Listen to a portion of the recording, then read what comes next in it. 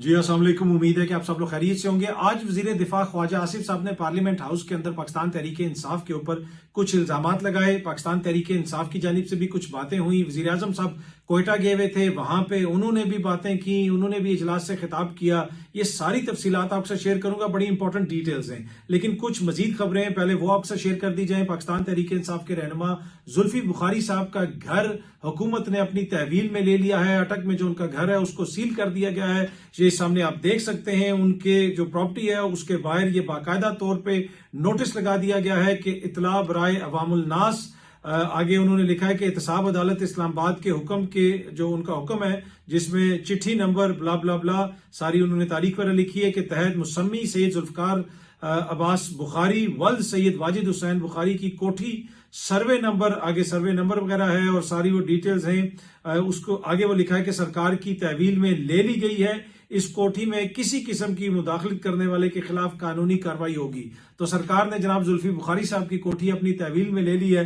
हुकूमत की तो ख्वाहिश है कि जुल्फी बुखारी साहब को भी अपनी तहवील में लिया जाए। उनके कानूनी मामला यहाँ पे चल रहे हैं। जुल्फी बुखारी साहब जो बाहर काम कर रहे हैं वो आपको पता है पाकिस्तान तहरीक इंसाफ और इमरान खान साहब के लिए तो बड़ा इंपॉर्टेंट है। वहां पे वो लोगों से मिल भी रहे हैं, आलमी सतह पे एक बयानिया भी बना रहे हैं। इधर उनके ऊपर तनकीद भी होती है हुकूमत की जानिब से, हुकूमती दोस्तों की जानिब से। और अब जो उनके कानूनी मामला हैं उसके तहत यकीनन ये आइन और कानून के मुताबिक हुआ होगा। इस हुकूमत में तो कोई चीज भी आइन और कानून के खिलाफ तो नहीं होती। तो एन आइन और कानून के मुताबिक ही जुल्फी बुखारी साहब का जो घर है वो अदालत के हुक्म के तहत अब सरकारी तहवील में ले लिया गया है। अच्छा, अवाम के लिए एक और अच्छी खबर, जो नेट मीटरिंग, यानी अगर आपने अपने घर में एक सोलर सिस्टम लगाया हुआ है और वो आप वापस बिजली बेचते हैं ग्रिड स्टेशन को, तो उसकी कीमत पहले आपको हुकूमत 26 या 27 रुपए देती थी। आज हुकूमत ने आवाम को नया तोहफा दिया है कि अब अगर आप अपने घर में सोलर का सिस्टम लगाएंगे, उससे बिजली पैदा करेंगे और वो बिजली वापस जाएगी ग्रिड्स के अंदर, ग्रिड स्टेशन के अंदर, वो उसकी जो कीमत है आपको पर यूनिट 10 रुपए मिलेगी। जी हाँ जी, हुकूमत आपसे अब 10 रुपए की बिजली खरीदेगी। खुद वो आपको कितने की बेच रहे हैं वो मुझे आपको बताने की जरूरत नहीं। इस वक्त तकरीबन 26 रुपए की वो आपसे लेते हैं। जो नेट मीटरिंग में वो 26 रुपए पे उसकी कैलकुलेशन होती है। लेकिन अब मुस्तकबिल में अब जो भी अपने घर में सोलर सिस्टम लगाएगा तो ये नया तोहफा दे दिया गया है कि अब उसको सिर्फ 10 रुपए मिलेंगे वो बिजली पैदा करने के फी यूनिट के। ये सामने आप देख सकते हैं, इसको डॉन न्यूज भी रिपोर्ट कर रहा है। ECC approves amendments to net metering regulations, cuts pay back rate to रीज 10, यानी वो जो पे बैक रेट है, जो आवाम को रेट मिलता है, उसको सिर्फ 10 रुपए फी यूनिट कर दिया है। पहले ये 26 रुपए फी यूनिट था। अच्छा जी, जो बलोचिस्तान में हो रहा है उस हवाले से आज ख्वाजा आसिफ साहब ने भी पार्लियामेंट के अंदर खड़े होकर कुछ बातें की। उन्होंने तहरीक इंसाफ के ऊपर इल्जामात लगाए, सोशल मीडिया के ऊपर इल्जामात लगाए। ये सामने आप देख सकते हैं, डॉन न्यूज भी इसको रिपोर्ट कर रहा है कि डिफेंस मिनिस्टर साहब ने पीटीआई के ऊपर ये इल्जाम लगाया है, उनके ऊपर तनकीद की है कि आपने सारे मसले के अंदर सियासत को इन्वॉल्व किया, इसको पोलिटिसाइज किया और बहुत सारी उन्होंने बातें की। दूसरी जानिब पाकिस्तान तहरीक इंसाफ ने कहा कि भाई आप जो है इस्तीफा दें, आप वजीर दिफा हैं, आप इस मुल्क के वजीर हैं, आपकी हुकूमत कर रही क्या है। अब ये वजीर दिफा साहब जो इल्जामात लगा रहे हैं, एक तरह से इस वक्त जो पाकिस्तान की सबसे बड़ी सियासी जमात है, सबसे बड़ी सियासी जमात है जिसको सबसे ज्यादा वोट पड़ा है, अगर आप उसके ऊपर खुदा न खास्ता मुल्क दुश्मनी का इल्जाम लगाएंगे, उसके ऊपर इस किस्म का इल्जाम लगाएंगे कि वो अपने ही मुल्क के हवाले से कोई ऐसी चीज कर रही है जो मुल्क के खिलाफ है, ये मुल्क दुश्मनी के जुमरे में आता है, तो ये तो एक इंतहाई परेशान कौन चीज है। आप उनका जो कारकुन लाहौर में बैठा हुआ है, पेशावर में बैठा हुआ है, उसके ऊपर इस किस्म के इल्जामात लगा रहे हैं। इधर जंग असल क्या है इस वक्त? जंग तो ये है कि हमने लोरा लाई के नौजवान को कौमी दायरे में लेके आना है, बात तो ये हो रही है। लेकिन आप ये कर रहे हैं कि जो लाहौर में बैठा नौजवान है उसके ऊपर भी गद्दारी के फतवे लगा रहे हैं, पूरे वोटर्स के ऊपर गद्दारी के फतवे लगा रहे हैं। सबसे ज्यादा वोट उनको पड़ा। हाँ, अगर किसी ने कोई प्रोपेगेंडा किया है, कोई गलत बात की है, कोई ऐसी बात की है जो आइन और कानून के खिलाफ है, आप इंडिविजुअली उनके खिलाफ जरूर कार्रवाई करें, लेकिन इसको ऐसे जनरलाइज करना। दूसरी जानब जिस तरह मैंने अर्ज किया कि पाकिस्तान तहरीक इंसाफ ने उनसे इस्तीफा मांगा है कि भाई आप इस्तीफा तो दें। आपकी हुकूमत की इस वक्त हालत क्या है? 3 आपके जो है वो वजीर हैं दाखिला अमूर के, एक वजीर दाखिला है, एक मशीर दाखिला है, एक वजीर ममलिकत बराए अमूर दाखिला है, वो किधर हैं? ये सब कुछ जब हो रहा था वो किधर गायब थे? जब मुल्क के अंदर ये इस तरह के वाकयात होते हैं वो किधर गायब होते हैं? ये तसलसल है हालिया दिनों में इस तरह के वाकयात का। आज वजीर आजम साहब भी गए हुए थे, उधर भी उन्होंने बहुत सारी बातें की और आई हैव नो डाउट उन्होंने नेक नीति से वो बातें की हैं, मुल्क के दर्द के लिए वो बातें की हैं, दर्द है उनके दिल में मुल्क का। और इसमें हमें कोई ये बिल्कुल मैं इस चीज के खिलाफ हूं कि आप लोगों के खिलाफ गद्दारी के मुकदमे तो छोड़ के उनके ऊपर फतवे दें और उनको बुरा भला कहें और कहें ये गद्दार है, वो गद्दार है। अगर वजीर आजम साहब हैं, यकीनन वो इस मुल्क के लिए अच्छा चाहते होंगे, लेकिन जाके उन्होंने जो वहां पे बहुत सारी बातें की वो भी तहरीक इंसाफ के ऊपर उन्होंने चढ़ाई कर दी और इसी किस्म की बातें की, ये है वो है। भाई अब चाहे वजीर आजम साहब हों या मोअज़्ज़िज़ वजीर दिफा हो, इस वक्त आपने जवाब देने हैं। आप कौन को लेक्चर दे रहे हैं जी ये है वो है? नहीं जनाब, आपने तो ये सारे मामला दुरुस्त करने थे, आपकी वॉच के अंदर तो ये सब कुछ हुआ है। आपसे तो इस वक्त कौम जवाब मांग रही है। बताएं जनाब ये क्यों इस तरह के वाकयात हो रहे हैं? क्या ये सिक्योरिटी का फेलियर है? क्या ये हुकूमत का फेलियर है? क्या ये गवर्नेंस का फेलियर है? आपने कितने वज़रा को फारिग किया? आपने तो नए वजीर डाल लिए हैं काबीना के अंदर। आपने कितने अफसरान को फारिग किया कि जनाब ये किसका फेलियर था?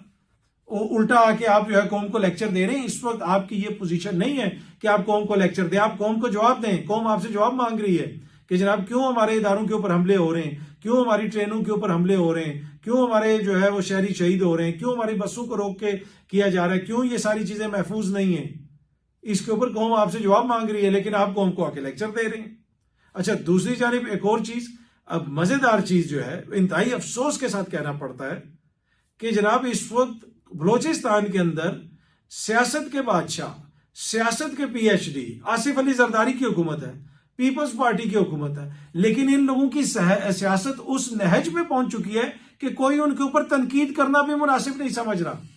इससे आप अंदाजा लगा लें कि इनकी सियासत की वो हालत हो गई है, ये इतने इररेलेवेंट हो गए हैं कि वो आसिफ जरदारी जिसको सियासत का बेताज बादशाह और पीएचडी और पता नहीं क्या कुछ कहा जाता है, आज वो इतना इररेलेवेंट हो चुका है सियासी तौर पे कि उसकी सूबे में हुकूमत है, उसका सूबे में वजीर आला है, लेकिन उसके ऊपर कोई कॉमेंट ही नहीं कर रहा, पीपल्स पार्टी पे कोई तनकीद ही नहीं कर रहा, कोई अहमियत ही नहीं दे रहा, कोई इस काबिल ही नहीं समझ रहा कि जनाब इनके ऊपर हम तनकीद करें, इनके ऊपर हम बात करें। इतने ये रेलेवेंट हो चुके हैं, तो खुद को ये रेलेवेंट करने के लिए फिर ये तनकीद करते हैं पीटीआई के ऊपर, फिर ये तनकीद करते हैं उस जमात के ऊपर जिसको सबसे ज्यादा वोट पड़ा है। तो इससे आप अंदाजा लगा लें। अच्छा जी, ये जो बलोचिस्तान का बदकिस्मत वाकया पेश आया, अब इसके हवाले से हमारा जो दफ्तर खारजा है उसने बाकायदा स्टेटमेंट जारी की है, बयान जारी किया है। पाकिस्तान का सरकारी मौकिफ सामने आया है कि बलोचिस्तान में जाफर एक्सप्रेस पर हमला दहशतगर्द कार्रवाइयों में भारत का हाथ है।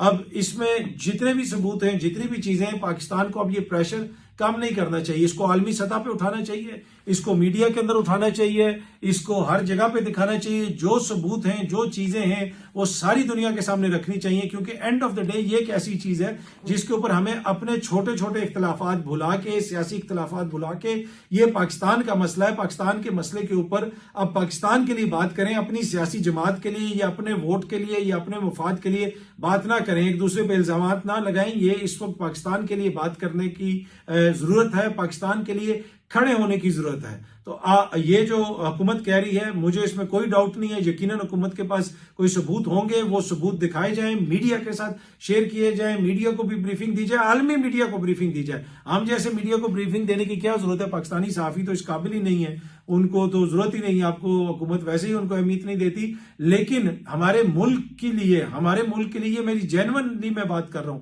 आलमी मीडिया को बुलाया जाए, उनको ब्रीफिंग दी जाए, उनको बताया जाए कि ये किस तरह हो रहा है, कौन कर रहा है, क्या कुछ हो रहा है। इसके साथ साथ जो हमारी कोताहियां हैं, हमारी कमजोरियां हैं, उसको भी देखा जाए कि उसको कैसे हमने रेक्टिफाई करना है। आके कौम को हमने लेक्चर नहीं देने, हमने कौम को जवाब देना है। जिन्होंने आपको इधर उस सीटों पे बैठाया हुआ है, जो प्रोटोकॉल आप इंजॉय करते हैं, जो वजारतें आप इंजॉय करते हैं, जो गाड़ियां आप इंजॉय कर रहे हैं, जो बंगले आप इंजॉय कर रहे हैं, तो वैसे आप बैठे हुए, आपने कौम को जवाब देना है, सिर्फ कौम को लेक्चर नहीं देने।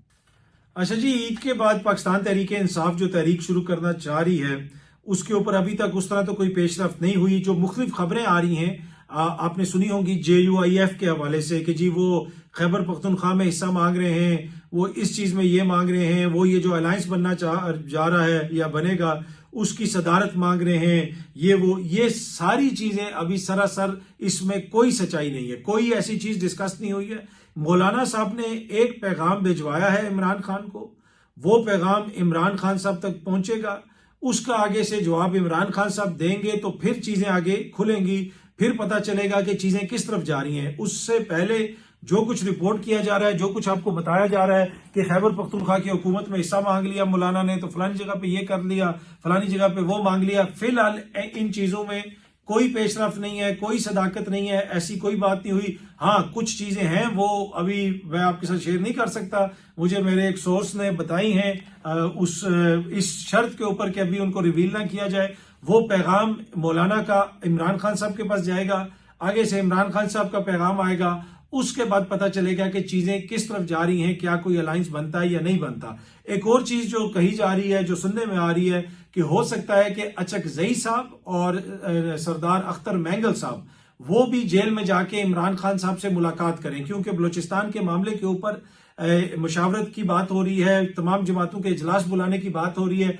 क्या उसमें तहरीक इंसाफ को शामिल किया जाएगा? जो हुकूमती रवैया है, जो हुकूमत के बयानात हैं, जिस किस्म के इल्जामात वजीर दिफा लगा रहे हैं, जो टोन है वजीर आजम साहब की, उससे मुझे नहीं लगता कि ये तहरीक इंसाफ को इस मुशावरत में शामिल करेंगे, क्योंकि इनकी टोटल इस वक्त जो इत्तेहादी हैं पीपल्स पार्टी वाले और नून लीग वाले काबिल एहतराम दोस्त, इनकी टोटल सियासी रेलेवेंस इस वक्त ये है कि ये तहरीक इंसाफ पे इल्जामात लगाते हैं, तहरीक इंसाफ पे बातें करते हैं। बाकी ये सियासी तौर पे कितने रेलेवेंट हैं, ये कितने इररेलेवेंट है, वो मैंने आपको बता दिया है कि आज ये डिस्कशन ही नहीं है कि जनाब पीपल्स पार्टी की हुकूमत है और पीपल्स पार्टी सुबह चला रही है कि कोई इतनी अहमियत नहीं जरदारी को दे रहा कि उसकी सियासत की इतनी अहमियत है कि उस पर बात की जाए। तो इनकी रेलेवेंस तब तक ही है जब तक ये पीटीआई के खिलाफ बात करते रहे। अगर ये पीटीआई के साथ मशावरत करेंगे, ये तो उसके कद के मुकाबले में जो है नीचे गायब हो जाते, नजर ही नहीं आते। जहां पे तहरीक इंसाफ या इमरान खान साहब खड़े होते हैं, वहां पे इनका तो सियासी वजूद नजर ही नहीं आ सकता। वो इतना बड़ा गैप है कि इनको कोई देखता ही नहीं है, इनकी तरफ कोई ध्यान ही नहीं जाएगा। इस वजह से इनका वजूद और इनकी जो सियासी एग्जिस्टेंस यही है कि यहाँ पे खड़े इमरान खान को ये यहाँ पे खड़े होके उसके ऊपर जो है वो पानी फेंकने की कोशिश करते रहे। वो पानी वापस किधर गिरेगा, वो आपको वो मिसाल तो कुछ और है, पर मैं सिर्फ पानी की बात कर रहा हूं। पर एनीवे, ये यहाँ पे खड़े होकर उनको बुरा भला कहते रहे, उन पे इल्जामात लगाते रहे, तो वही इनकी रेलेवेंस है। अगर ये इधर आके इनके साथ बात करेंगे तो वो जब ऊपर से नीचे देखेंगे तो फिर इनको ऐसे देखना पड़ेगा और फिर पूरी दुनिया को पता चलेगा कि जनाब किसकी रेलेवेंस है। तो ये इशू है, इन्होंने तो अपनी सियासत को इसी तरह चलाना है।